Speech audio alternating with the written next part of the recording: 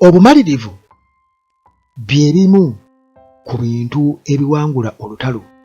In fact nti olutalo abasobola okuluwangaaliramu oba okuluwangula beebo abamalirivu bokka. Kakati Iran etegeezezza nti yo tegenda kukkiriza bya kuteesaganya ku ceasefire, tegenda kwenyigira mu nteesaganya yonna ne Amerika oba Isirayiri ku by'okussa wansi emmundu. Era nga bano bagambye nti beetegefu nnyo eri obulumbaganyi bwa Amerika singa esalawo okuleeta amagye gaayo ku ttaka. Kibeetegefu mwe mukikole, ffe tubalinze. Kakati munnange Iran neetegefu nnyo bwe kyogera ku ground invasion by US troops. Ti amagye ga US bwegati munnange bagasindike ku ttaka, mujje tukubagane. Era nga bino byonna tubifuna okuva eri Foreign Minister Abbas Araghchi bw'atyo bye yatutegeezezza ng'olutalo munnange bwe lutyo lukyayongera okunyenyeetera. Kakati Araghchi ono yategeezezza aba NBC News nti Iran neetegefu nnyo okubeera nga eyaŋŋanga amagye ga Amerika oluvannyuma lwa President Donald Trump okugaana okukimenyawo nti amagye gaabwe gayinza obutajja ku ttaka. Kakati bwe kiba nga kiri bwe kityo kitegeeza nti pulaani bagirina bo beetegefu nnyo, era yagambye tubalinze, we are waiting for them. Araghchi bw'ati bwe yategeezezza, because we are confident that we can confront them and that would be a big disaster for them. Tubalindiridde, Araghchi atukakasa kubanga ffe tulina obukakafu era tuli bamalirivu nti tusobola okubaŋŋanga. Ekyo kigenda kubeera munnange kirooto kya ntiisa gye bali. Araghchi era n'agamba nti Iran tennaba kubeera ng'esalako ceasefire, tebabalimba, tennaba kugamba nti nedda bannange emmundu egira esirikamu, era terina kigendererwa, tekirinamu interest, terinaawo kwagala kwonna oba bwetaavu bwonna bwakuteesaganya na US. Ebintu munnange ebikontradicting oba ebikontana ne Trump bye yabadde agezaako okubeera ng'atutegeeza nti abakulembeze ba Iran baagala boogere. Kati ye munnange Foreign Minister Araghchi atugambye nti ffe tetwagala kuteesaganya ku bya ceasefire era tetubyetaaga. Amagye gaabwe bwe gaba gajja ku ttaka gajje, kigenda kubeera kirooto kya ntiisa gye bali. Kakati Trump yatutegeezezza nti already bano babadde basabye okwogerezeganya, bakateekewo enjogerezeganya peace talks, basi wansi emmundu. Kakati munnange waliwo top official owa Iran Ali Larijani, ye ate mu kusooka yabadde ategeezezza mu ntandikwa ya wiiki eno ya postinze ku mukutu gwe gwa X n'agamba nti we will not negotiate with United States. Tetugenda kuyingira mu nteesaganya yonna ne United States. We didn't ask for a ceasefire even last time. Araghchi bw'atubega nti ne ku mulundi guli ogwasooka Isirayiri ng'erumbye ne Amerika bwe baakuba mu lutalo olwamala ennaku 12 tetwasabako ceasefire, tetwabagambako nti nedda emmundu erekeraawo. Munnange lutalo lwaliwo mu June olwamala ennaku 12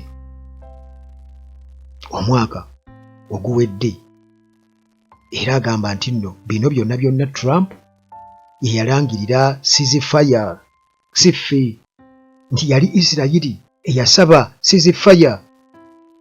Ne Amerika wali badde mwali badde mugamba kati ceasefire nti basajja babadde tugira mbugizi bali tusuubira nti bigenda kugenda abasajja baleka bo beetegefu bo okubeera nga bakuba bongerayo ati ceasefire.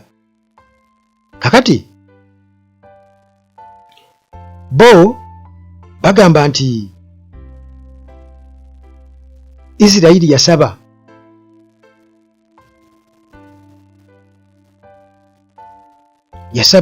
America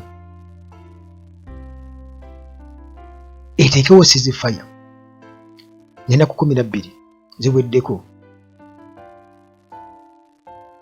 nti bano bo ng'aba Iran baali basuubira okuba nti be bagenda okusooka okussa wansi emmundu bagamba kirabike nga be basabye ceasefire.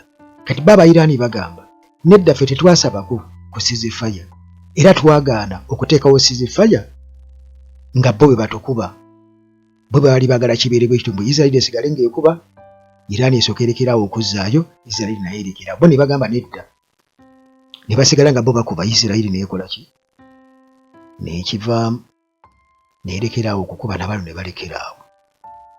Kakati munnange Iran aweeri mu hardened position nga bw'ogiwulira n'omutima omukalubu ng'ejjinja. Kino kiraga nti nuclear negotiations okuteesa ku bya nuclear mu mwezi ogwokubiri kwataataganyizibwa mbu conflict eya June eno gye twalabiramu nga Iran bali mu kukuba nuclear facilities zaayo mu baasooka mwezi gwa kubiri okuteesa. Kati June bwe yatuuka enteesaganya ezo ate ne ziyingirwamu bano bo okulumba ne bakuba. Kakati awo nazino ezibadde zigenda mu maaso era nazo bwezito bwe zibadde babadde bagenda mu maaso n'okuteesa ate bano ne balumba. Kati bano bagamba nti ekituufu kiri nti bo tebalinaawo positive experience mu nteesaganya ne United States. Tebalinaawo kye bayinza kwenyumiriza nti bwe twateesa ku buli omulundi twafunamu kino na kiri. Bagamba nti mukimanyi bulungi nnyo nti n'administration eno eya Trump tebasobola kuteesa nayo kubanga bannanfuusi tebateesaganya nabo baba mulimu nteesaganya ate bo ne bajja bataneko olutalo. Titwateesa emirundi ebiri omwaka oguwedde n'omwaka guno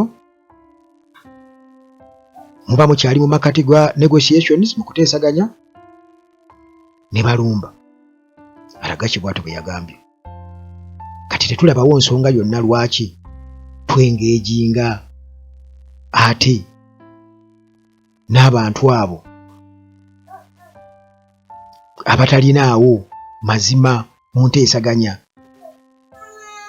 nti tetwagala kuyingira mu nteesaganya ezitalinaawo kalungi ezitali za mutima kwegamba muluŋŋamo. Tetwagala tetukyayagala era tetugenda kussa wansi emmundu egenda kuba eyaka. Alagachi ng'atutegeeza foreign minister. Kakati ebya Trump mbu bano basabye ate ceasefire baagala tuteese nti ebyo bafumba bifumbe olw'engeri zaabwe oba olw'ekintu oba oliawo ekibatuuse mu bulago nti oba oliawo nti ensi yonna teri ku sayidi yaabwe ate oba oliawo n'olutalo baali balowooza nti lugenda kuggwa mangu. Trump yagambye dda nti tukyagendera ddala mu maaso era n'abakyafa yabalaalikiddewo nti n'abakyafa bakyakola ki bakyafa nga bamaze okubeera nga bafiirwayo ku bajaasi.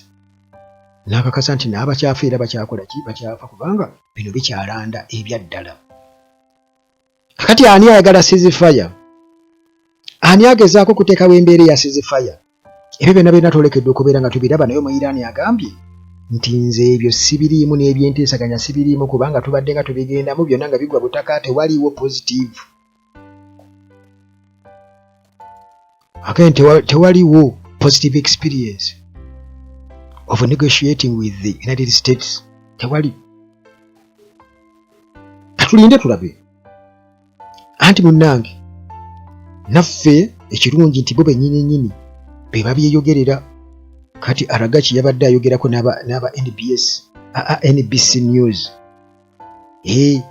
N'abategeeza nti Iran neetegefu nnyo okubeera nga eyambalagana n'amagye ga Amerika singa bagaleeta ku ttaka. Ekyo kigenda kubeera kirota kya ntiisa gye bali, ate ffe tetuli ku bya ceasefire n'ebyenteesaganya twabivaamu dda. Fakiti babagamba ne gwe baali badde bateesa naye Ayatollah Ali Khamenei baamwettira. Kakati eno new era. Bannange.